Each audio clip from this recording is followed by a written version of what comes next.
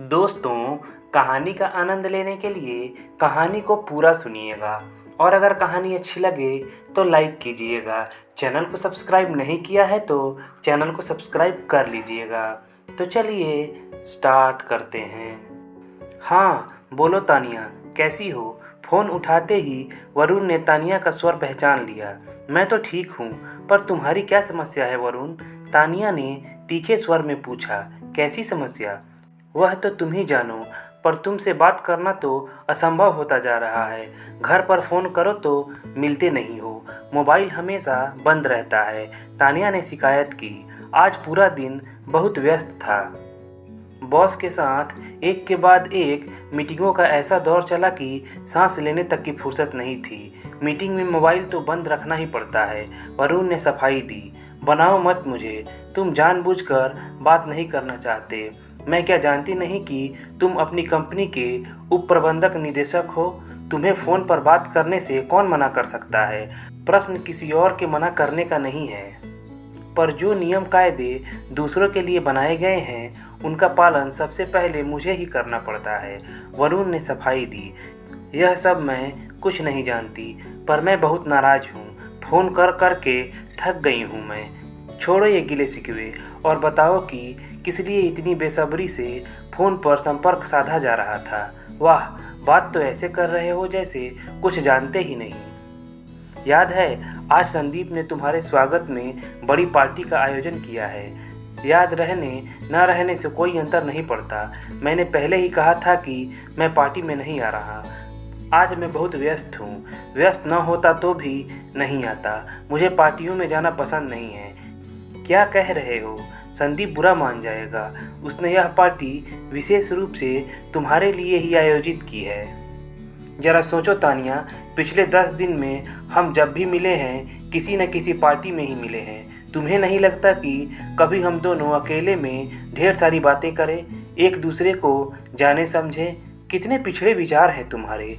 बातें तो हम पार्टी में भी कर सकते हैं और एक दूसरे को जानने समझने को तो पूरा जीवन पड़ा है।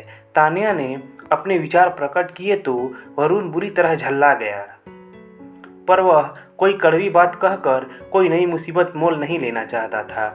ठीक है, तो फिर कभी मिलेंगे। बहुत सारी बातें करनी है तुमसे। वरुण ने लंबी सांस ली। क्या पार्टी में नहीं आ रहे हो तुम? तानिया चीखी। नहीं, ऐसा मत कहो। तुम्हें मेरी कसम, आज की पार्टी में तुम्हारी मौजूदगी बेहद ज़रूरी है।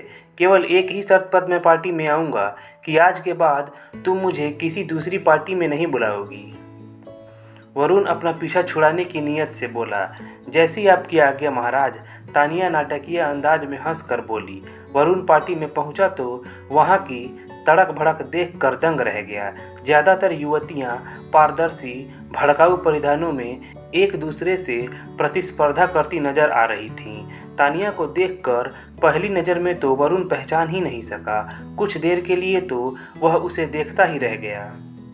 अरे, ऐसे आश्चर्य से क्या घूर रहे हो? तानिया खिलखिलाई। कैसा लग रहा है मेरा नया रूप रंग? आज का यह नया रूप रंग साज सिंगार खास तौर पर तुम्हारे लिए है। बालों का यह नया अंदाज देखो और यह नई ड्रेस, इसे आज के मशहूर डिजाइनर सुशी से डिजाइन करवाया है। तानिया सबके सामने अपनी प्रदर्शनी कर रही थी, पर वरुण के मुंह से एक शब्द भी नहीं निकला। क्या कर रही हो तुम? क्यों लोगों के सामने अपना तमाशा बना रखा है तुमने? अपना नहीं तो कम से कम मेरे सम्मान का ख्याल तो करो। वरुण उसे एक और ले जाकर बोला। क्यों, क्या हुआ? तुम तो ऐसे नाराज हो रहे हो जैसे मैंने कोई अपराध कर डाला हो।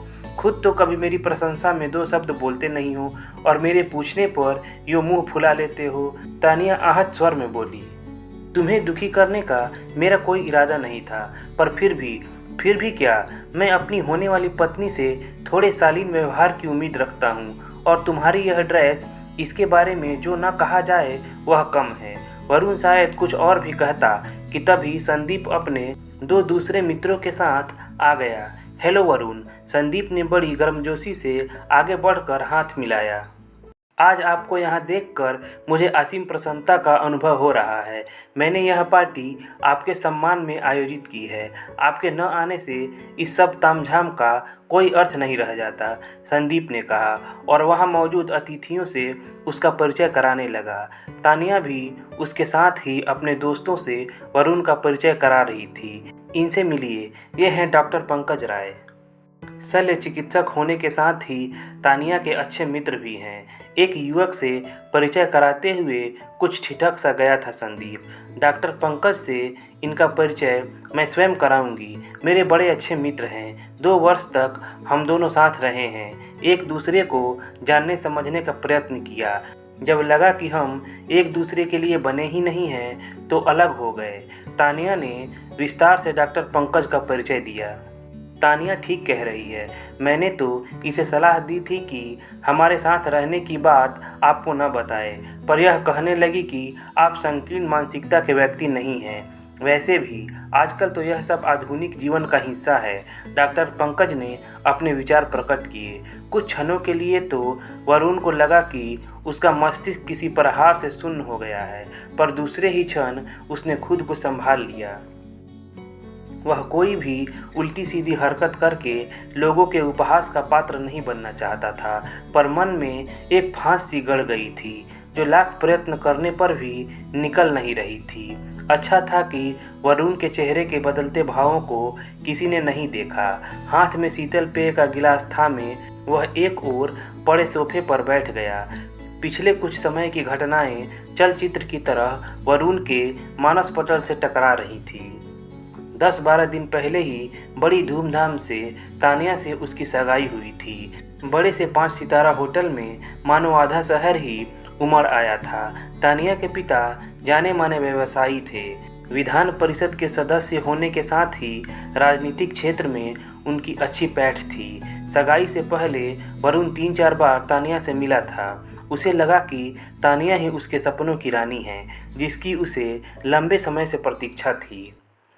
अपने सुंदर रंग रूप और खुले व्यवहार से किसी को भी आकर्षित कर लेना तानिया के बाएं हाथ का खेल था। वरुण के माता पिता ने तानिया को देखते ही पसंद कर लिया था। वरुण का परिवार भी शहर के संपन्न परिवारों में गिना जाता था, पर उसके माता पिता सादा जीवन उच्च विचार के पक्षधर थे। सगाई के अवसर की तड़क भड़क देखकर उसके मित्रों और संबंधियों ने दांतों तले उंगली दबा ली थी। वरुण और उसके माता पिता ने भी इसे स्वाभाविक रूप से ही लिया था, पर अब वरुण को लग रहा था कि सब कुछ बहुत जल्दबाजी में हो गया। उसे तानिया को अच्छी तरह जानने समझने के बाद ही कोई निर्णय लेना चाहिए था। तानिया की कई सहेलियां व दोस्त थे। उसने खुद ही वरुण को सब कुछ स्पष्ट रूप से बता दिया था। शायद उसके इस खुले स्वभाव ने ही प्रारंभ में उसे प्रभावित किया था। आज जब युवा खुलेआम एक दूसरे से मिलते जुलते हैं तो उनमें मित्रता होना स्वाभाविक है। वह अब तक स्वयं को खुली मानसिकता का व्यक्ति समझता था, पर आज की घटना ने उसे पूर्ण रूप से उद्वेलित कर दिया था। हर समय अपने पुरुष मित्रों की बातें करना, उनके गले में बाहें डालकर घूमना, उनके साथ बेशर्मी से हंसना, खिलखिलाना, तानिया के ऐसे व्यवहार को वह सहजता से नहीं ले पा रहा था। मन ही मन स्वयं को भी झिड़क देता था। समय बहुत तेजी से बदल रहा है वरुण राज।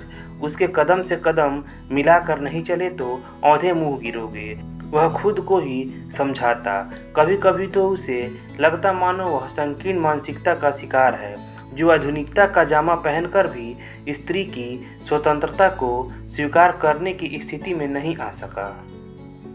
पर आज नहीं, आज तो उसे लगा कि यह उसकी सहनशक्ति से परे है। वह इतना आधुनिक भी नहीं हुआ कि समाज की समस्त वर्जनाओं को अस्वीकार करके उच्छृंखल जीवन शैली अपना ले। उसके धीर गंभीर स्वभाव और अनुशासित जीवन शैली की सभी प्रशंसा करते थे। धीरे धीरे सब कुछ शीशे की तरह साफ होता जा रहा था। वरुण को लगने लगा कि उसे ग्लैमर की गुड़िया नहीं, जीवन साथी चाहिए, जो शायद तानिया चाह कर भी नहीं बन सकेगी। वरुण अपने गंभीर ख्यालों में खोया था कि एक हाथ में सिगरेट और दूसरे में गिलास थामे तानिया लहराती हुई आई। हे वरुण, तुम यहाँ बैठे हो? मैंने तुम्हें कहाँ कहाँ नहीं ढूंढा। चलो ना, डांस करेंगे। वरुण को देखते ही उसने आग्रह किया। वरुण तुरंत ही उठ खड़ा हुआ। तानिया, यह सब क्या है? तुम तो कह रही थी कि तुम सिगरेट शराब को छूती तक नहीं। वरुण ने तीखे स्वर में प्रश्न किया। मैं तो अब भी वही कह रही हूँ। यह सिगरेट तो केवल अदा के लिए है। मुझे तो एक कस लेते ही इतने जोर की खांसी उठती है कि सांस लेना कठिन हो जाता है। तुम भी लो ना, अच्छा लगता है। दोनों साथ में फ़ोटो खिंचवाएंगे। और यह तो केवल शैंपेन है, महिलाओं का पेय। धन्यवाद, मैं ऐसे अंदाज दिखाने में विश्वास नहीं रखता। वरुण ने मना किया तो तानिया उसे डांस फ्लोर तक खींच ले गई। तानिया देर तक वहाँ थिरकती रही। वरुण ने कुछ देर उसका साथ देने का प्रयत्न किया, फिर कक्ष से बाहर आ गया। बाहर की ठंडी सुगंधित मंद पवन ने उसे बड़ी राहत दी। वह कुछ देर वहीं बैठकर आकाश में बनती बिगड़ती आकृतियों को देखता रहा। पीने पिलाने, नाचने गाने और देर रात तक पार्टी गेम्स खेलने के बाद जब भोजन शुरू हुआ तो सुबह के 4 बज गए थे। वरुण की भूख मर चुकी थी। तानिया से विदा लेकर जब घर पहुंचा तो यह घर आने का समय है। उसकी माँ शोभा देवी झल्लाई। माँ, तानिया के मित्रों की पार्टी थी। रात भर गहमा गहमी चलती रही। मैं थोड़ी देर सो जाता हूँ। 3 घंटे बाद जगा देना। 9 बजे तक कार्यालय पहुँचना है। आवश्यक कार्य है। थके उनिंदे स्वर में बोलकर वरुण अपने कमरे में सोने चला गया। आ गया तुम्हारा बेटा। प्रातः टहलने के लिए तैयार हो रहे वरुण के पिता मनोहर ने व्यंग्यपूर्ण स्वर में पत्नी से कहा। हाँ, आ गया, शोभा ने बुझे स्वर में कहा था। देख लो, साहबजादे के लक्षण ठीक नजर नहीं आ रहे। हम दोनों चाहकर भी कुछ नहीं कर सकते। पढ़ा लिखा समझदार है वरुण, अच्छे पद पर है। विवाह भी हमने उसकी पसंद पर छोड़ दिया है। सब देख सुनकर उसने तानिया को पसंद किया है। पढ़ी लिखी सुंदर स्मार्ट लड़की है। दोनों आनंद से जीवन बिताएं, इससे अधिक हमें क्या चाहिए? वह भी होता नजर नहीं आ रहा। तुम्हें नहीं लगता कि हमारे और उनके सामाजिक स्तर में बड़ा अंतर है? होंगे वे बड़े लोग, हम भी उनसे किसी बात में कम नहीं हैं। वैसे भी यदि वरुण प्रसन्न है तो तुम क्यों अपना दिल जला रहे हो? शोभा ने बात को वही विराम दिया। वह भी ठीक है, कहकर मनोहर बाबू टहलने के लिए पार्क की ओर चल पड़े। कुछ दिन इसी ऊहापोह में बीत गए। वरुण अंतर्मुखी होता जा रहा था। उस दिन डिनर के समय वरुण अपने ही विचारों में खोया हुआ था। शोभा देवी कुछ देर तक उसे ध्यान से देखती रही। वरुण, उन्होंने धीमे स्वर में पुकारा। हाँ माँ, कहिए ना, क्या बात है? बात क्या होगी, तेरी सगाई क्या हुई? हम तो तुमसे बात करने को तरस गए। बात क्या है बेटे? कुछ नहीं माँ, ऐसे ही कुछ सोच विचार कर रहा था। सोच विचार बाद में करना, कभी हमसे बात करने का समय निकाला करो। कैसी बात कर रही हो माँ? कहिए ना, क्या कहना है? तानिया के पापा का फ़ोन आया था। वे विवाह की तिथि पक्की करके चटपट इस जिम्मेदारी से मुक्ति पाना चाहते हैं। ऐसी जल्दी भी क्या है माँ? अभी 10 दिन पहले ही तो सगाई हुई है। थोड़े दिन साथ घूम फिर लें, एक दूसरे को समझ लें, फिर विवाह के बारे में सोचेंगे। क्या कह रहा है बेटे? सगाई के बाद कोई लंबे समय तक प्रतीक्षा नहीं करता। वैसे भी कितना समय चाहिए तुम्हें एक दूसरे को जानने के लिए? शोभा देवी हैरान परेशान स्वर में बोली। माँ, हमारे विचारों में कोई समानता नहीं है। मुझे नहीं लगता कि यह विवाह एक दिन भी चल पाएगा। जीवन भर की कौन कहे? वरुण रूखे स्वर में बोला। यह क्या कह रहा है बेटे? ये सब तो सगाई से पहले सोचना था। उसी भूल की तो सजा पा रहा हूँ मैं। सच कहूँ तो सगाई के बाद से मैंने एक दिन भी चैन से नहीं बिताया। माँ, यह सगाई तोड़ दो। इस विवाह से न मैं खुश रहूँगा न तानिया। हम दोनों के विचारों और जीवन शैली में जमीन आसमान का अंतर है। शोभा देवी स्तब्ध रह गई। जब मनोहर बाबू ने भोजन कक्ष में प्रवेश किया तो वहाँ बोझिल चुप्पी छाई थी। क्या बात है, आज माँ बेटे का मौन व्रत है क्या? उन्होंने उपहास किया। मौन व्रत तो नहीं है, पर पूरी बात सुनोगे तो तुम्हारे पांव तले धरती खिसक जाएगी। शोभा देवी रुआंसी स्वर में बोली। फिर तो कह ही डालो, हम भी इस अलौकिक अनुभूति का आनंद उठा ही लें। तो सुनो, वरुण तानिया से विवाह नहीं करना चाहता। चाहता है कि इस सगाई को तोड़ दिया जाए। क्या यह सच है वरुण? जी पापा, मैं विवाह के बंधन को अपने लिए ऐसा पिंजरा नहीं बना सकता जिसमें मेरा अस्तित्व मात्र एक पर कटे पंछी सा रह जाए। मनोहर बाबू यह सुनकर मौन रह गए। वरुण के स्वर से उसकी पीड़ा स्पष्ट हो गई। ठीक है, जैसी तुम्हारी इच्छा। अभी तो केवल सगाई हुई है। यदि तुम समझते हो कि तुम दोनों की नहीं निभ सकती तो सगाई को तोड़ देने में ही सबकी भलाई है। मनोहर बाबू और शोभा ने तानिया के माता पिता के सामने पूरी स्थिति स्पष्ट कर दी। काफ़ी विचार विमर्श के बाद उस संबंध को वहीं समाप्त करने का निर्णय लिया गया।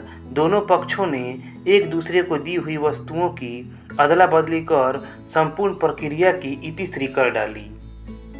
आज बहुत दिनों के बाद शोभा देवी ने वरुण के चेहरे पर स्वाभाविक चमक देखी। मन में गहरी टीस होने पर भी उसके चेहरे पर संतोष था।